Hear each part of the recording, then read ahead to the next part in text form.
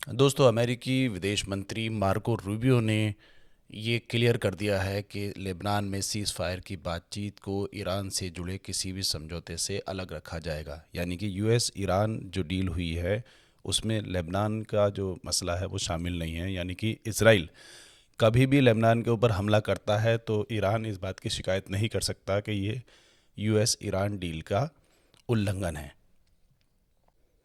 अब मैं आपको बता दूं कि मार्को रूबियो यूएई गए हैं इस बात के लिए और अन्य देशों से बात करने के लिए, जो मिडिल ईस्ट के जो अन्य देश हैं, तो जिससे कि आने वाले समय में अगर कोई और मसला उलझता है तो उसको किस तरह से उसका हल निकाला जाएगा। क्योंकि ईरान का जो एक मुख्य पॉइंट है वो ये भी है कि वो हिजबुल्लाह के ठिकानों पर जो इसराइल हमला करता है वो उसको बहुत ज़्यादा उसका विरोध करता है। कि वो उसका कहना है कि लेबनान पर हमले रुकने चाहिए।